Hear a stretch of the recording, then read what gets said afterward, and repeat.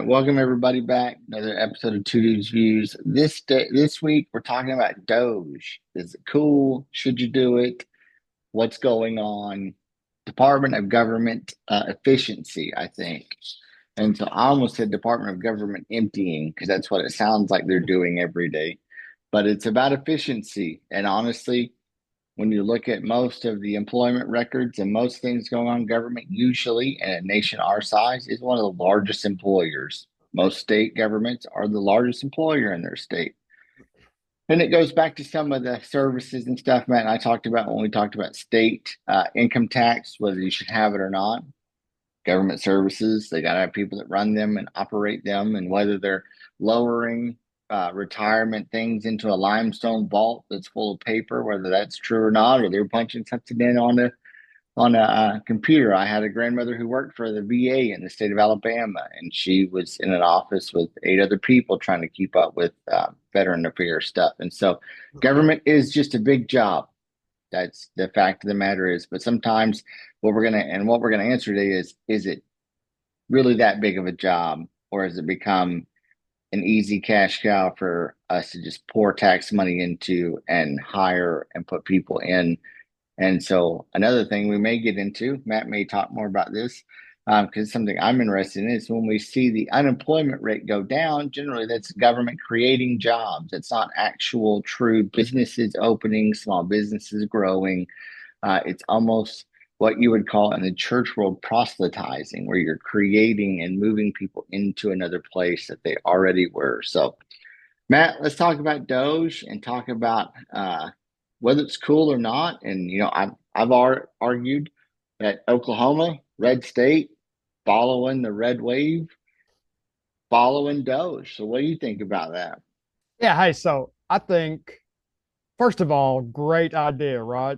As the way any and all governments run now, they seem to grow and supersize themselves year over year, right? So then the question is, they're so large, who's even in charge of looking into not only the growth, but right, what each and every part of those areas of government do, and how are they spending tax dollars, right? Because again, at the end of the day, that's my money, the government spending. That's Quentin's money. That's your money, the government spending.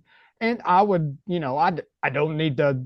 I don't have time to be specifically in the details into how and where every single dollar is spent, but I would like to know that someone is in charge of looking at it and making decisions that, yes, that's the best way that $1 could be spent. It couldn't be spent anywhere else any better, right? And again, I'm not necessarily going to argue for or against what should and shouldn't be cut, but I fully and 100% agree and are behind reviewing every dollar spent, and is it being spent wisely, right? That's just like each of us individuals. You see and I can't remember the business or the mobile application it is now, but it's like, hey, we will help you find all of your subscriptions that you have, right?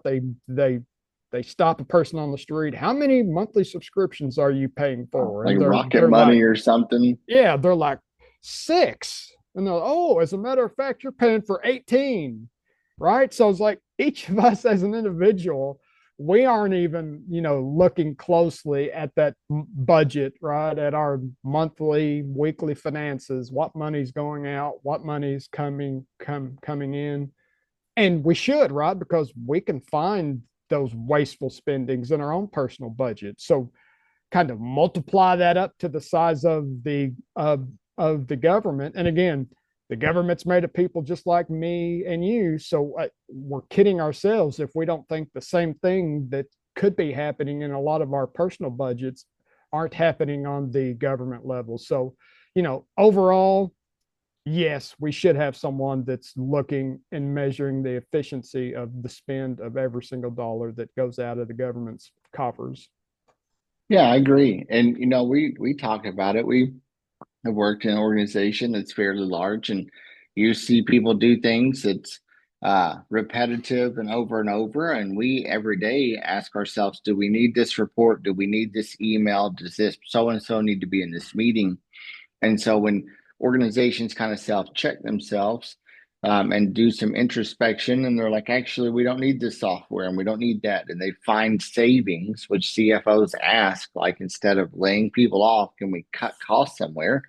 I think it's some of it is like, hey, government's just been doing the same thing that if Sally Mae over here has been legitimately taking a paper application and putting it in the computer for the last 20 years, we got technology that we can just buy a computer and let Joe and Bob and Tom just put their information in the computer. We can let Sally. I remember Matt and I had a leader that used to say, let the machine do a machine's job and put a human back to doing a human's job. And what we have a lot of times is technology wasn't great in the 80s and 90s when a lot of these departments were created, and they've just stayed around because the government's not good at project management. And when administrations change every 4 to 8 years, focuses change. It'd be like if you worked for a company and every 4 to 8 years, your CEO changed. That's legitimately what happens. And so, just like this, President Trump only has 4 years. Whether a Republican or Democrat gets in there, Doge may not exist after 4 years. It may be a cool 4 year thing, and then it's gone. But to Matt's point, if someone doesn't open the books and say, why do we keep sending $100,000 check to Benihana's every month and we haven't had a staff party there in 6 years? Someone's like, well, it's just what we do. Greg sends me the invoice. Benihana's, they're still going to charge us because we don't know any better. They don't care. They want their, well, and no knock to Benihana, whatever. I'm just picking a thing.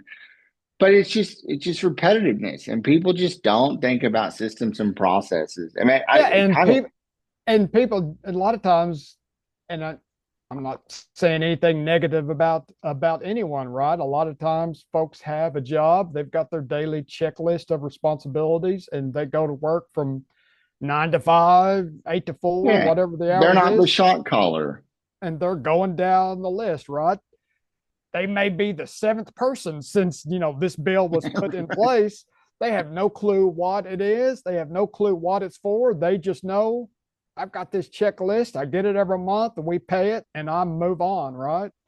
Yeah, and some of these jobs, let's be honest, were created. I hate to say it, but after the Civil War, after World War One, after World War Two, I mean, you're talking about services in government that are 80, 100 years old.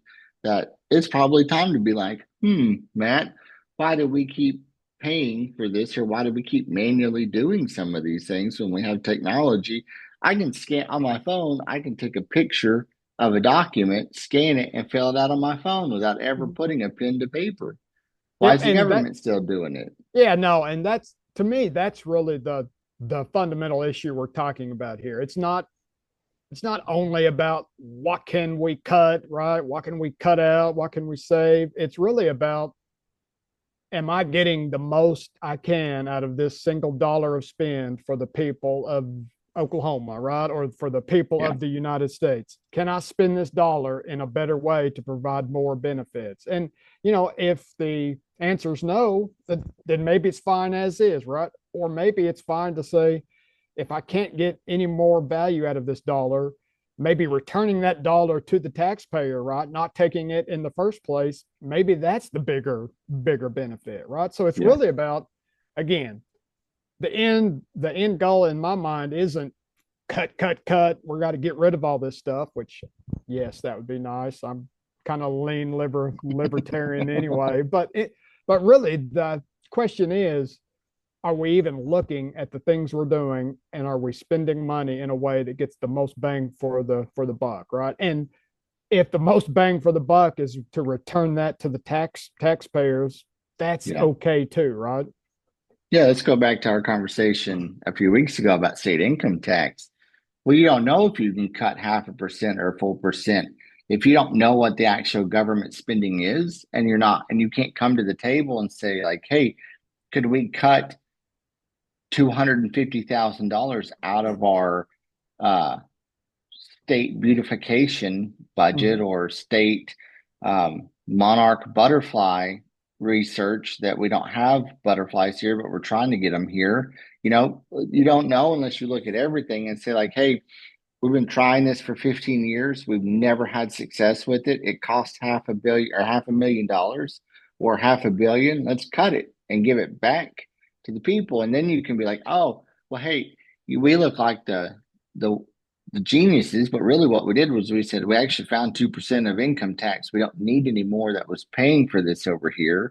Or you can say we're going to move this money over to this department, like Department of Education. There's bills on the floor right now to raise teacher pay. Well, if another government entity doesn't need the money, that money could be allocated somewhere else. And so that's where I'm with you. I think it's not just to fire everybody and slash the government. I think of Ron Swanson from Parks and Rec. He's like, I'd love my government lean and mean and out of my way kind of Mhm. thing. And so, but it's a what is the government doing? And so let's talk about Oklahoma because I said it the other day to you. I said we're just following Trump's orders, following suit with him and Elon Musk, and you had a different take on that. So you want to share that? It's cool, right? Hey, the name is cool. Everyone's behind it. It's everyone knows. I think it was back in 2013. There was a meme coin that they came up with, Doge coin, right? It was a dog, and I think Elon Musk was one of the original To the first was it backers. to the moon, right? He would get on Twitter and pump it up. So again, Quentin and I talked about this earlier. This idea is not new, right? I mean, maybe Trump and Elon are making it sound cool and new and exciting, and we're going to do something that's never been done or tried before. But I would Yeah, almost it's not argue true. that most every administration had this project, right? We could argue whether they did anything or they meant to or they were serious or not. I mean, government Well, spending and efficient spending it's got to be a priority of every administration, right? You really don't get elected if you say, I'm going to waste all your money and I'm going to ask for more and then I'm going to waste even more of it, right? So yeah, I, I this is this has been a recycled idea over and over again. But I think probably the difference now is you've got some real business centered guys running it, right? So I mean, yeah. no matter what you think about Donald Trump, I think he's a business person first and a politician far second. Elon's an interesting cat. Certainly a businessman first. He would probably say he's not a politician, but I think he's probably getting closer to one that He's liking it. he would admit to be. But both of them know what it takes to run a business, know what it takes. You don't want to cash burn on a business because you don't get to deficit spend when you're running a business, right? At some point, it's not like the United States. You can't print your own money and the business goes out of business. So I think we've got a couple of guys and a group of folks who are serious about getting underneath the covers, right? Shining the light in the corners, maybe watching some of the roaches run. That may be kind of the difference we have here, that we seem to have folks that are excited about it and serious.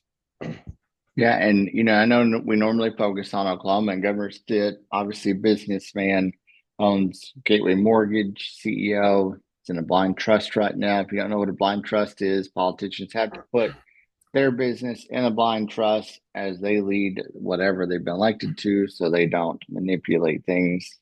We can have another episode of whether that happens or not. But um, let's talk about some of what kind of is just raising this Doge awareness on both sides of the aisle, where the right side is like slash shit, and the left side is freaking out. Is kind of in this middle is a little bit of maybe whether true information, misinformation, or a mix of both. Is money going out to other nations? Mhm. Just like if money from Oklahoma was going out to Texas, if the state of Oklahoma helped pay for Longhorn Stadium, we Oklahoma State and OU would be livid. We don't want money going to Austin. We want money staying in Stillwater, Norman, and Oklahoma City. Um, and so I've been kind of watching this, and whether the numbers are real and what's been going on, I don't want to get into that, but let's get you talk a little bit about that kind of awareness of people saying like, well, where's our money actually going if it wasn't earmarked to go here? Government's just having kind of the right to send it to wherever they want to because they don't have designated funds like a church does or a nonprofit does. They're the government who can create more money and send money wherever they please. Yeah, and I kind of sidetracked your last question too, but kind of piggybacking on that and kind of back to Quentin's point is so really what brought all this up in Stitt's state of the state speech. I don't remember when that was, the end of January, early February. He in his speech he talked about starting the Doge OK, right? Oklahoma's gonna, you know, build a program similar to what Donald Trump and Elon Musk are doing on the national level. And we're going to start looking at efficient spending in the state of Oklahoma. And I kind of made the argument, over the last 20 plus years, and then even when Governor Stitt was elected, Oklahoma's really been, I think, a leader in this area in the United States because we've been doing this for, like I said, 20 plus years. Yeah. Stitt first took office. Yeah. And I mean, I think it's always been a place where Oklahoma's tried to be, I'm not sure if Matt froze or did you freeze? Because I was Yes, I trying to did. say, No, I did. Sorry about that.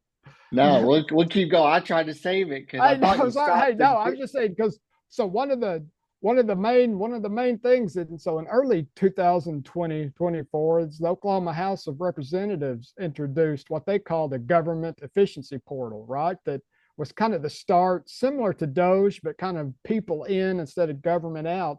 And then in that they allowed the citizens to report instances where they believed the state government was wasting money or spending redundantly. So ever since the early 2024, Oklahoma's been recording these from the citizens and then looking into it, right? So it kind of is Doge, but we're creating the list based upon what the citizens say, right? The folks that are actually sending the tax dollars to the states, what are they concerned about in terms of government waste yeah, and efficiency? And probably the most important one, and again, this is pre-President Trump and Elon Musk Doge, is I think the most important and really to the key of what we're talking about here is Governor Stitt introduced zero-based budgeting. And hmm really what that means is, again, the government will spend as much money as you give them, and so yeah, will the agencies. And the agencies kind of budget on an annual basis. They get X amount of dollars to spend for the year, right? And guess what? If they don't spend that money by the end of the year, they have to send it back.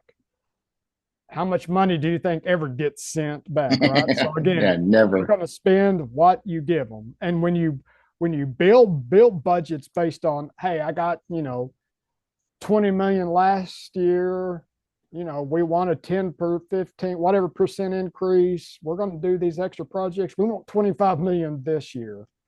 No, it doesn't work like that. In zero based budgeting, you got to budget all your expenses from the ground up every single year, right? So we can't Yeah, just say, well, I need 2% more than I did last year because of inflation, right? Or inflation's at yeah, 4. Zero based budgeting means you build every single expense from the ground up that you plan to spend for the next calendar year and build that in and show that into your budget. And to me, that's how you get eyes on every single dollar going out the door. To me, that's the foundation. Or if we're talking about first principles reasoning, that's how you build a Doge program, right? We're gonna budget based upon every single dollar I need for the next calendar year, and I know what those are, and I know what I'm going to spend it on. Yeah, and we Matt and I have seen a program where one zero-based budgeting came in and fixed an organization that we worked with in a matter of since fixed it. Leader came in and said, "I don't know why we just spend and no one tracks." It's He hard though, implemented, right? That's why yeah, no one does. It's hard. It's a pain in the ass. I don't like, but I hate budgeting. I have to budget every year for my team, and I hate it.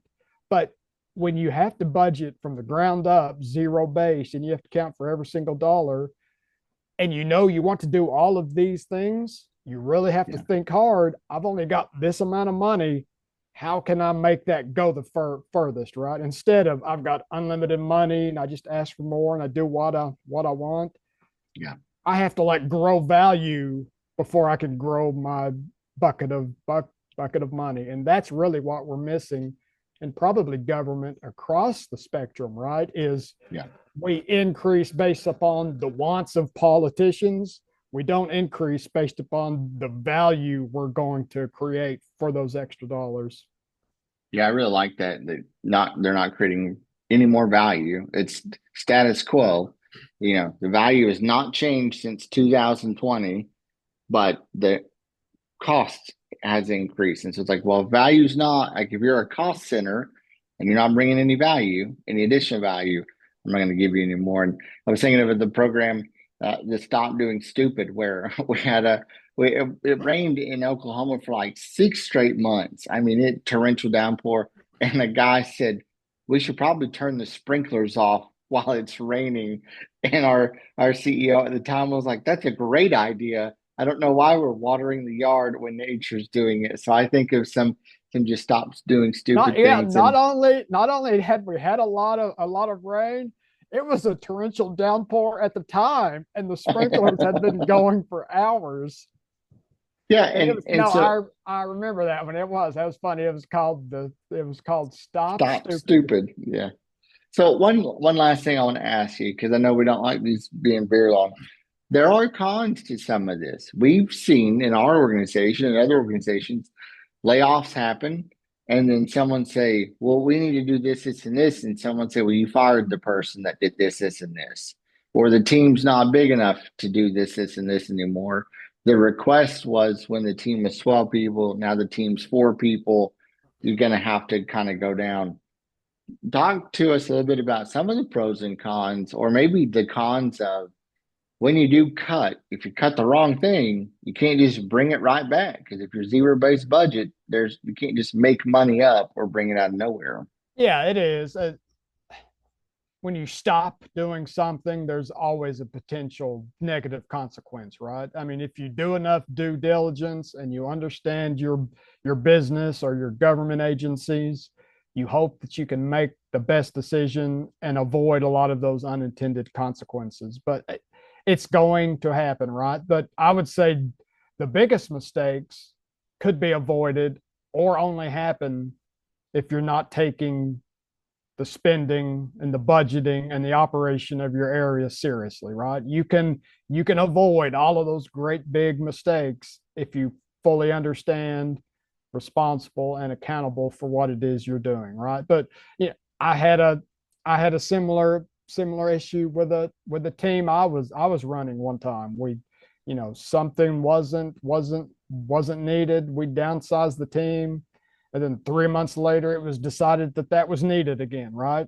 The exact same issue that Quentin's talking about. Well, guess what? We had to figure it out with the resources we had at the at at the time. But you know, stuff's gonna happen, right? But as long as you go into the cuts or moving the resources with a full knowledge of the operation of the business, I think most of the cons aren't going to raise their head at all, right? I mean, the Yeah, only the only con is someone goes in there with a really sharp knife with no regard to any consequences and just cuts for the sake of cutting. And that's that's the main thing that I kind of worry about on the national level is, does this get so much attention that they think we need some really big wins here? We need some great big dollar amounts. I don't care what they are. We need some flashy headlines.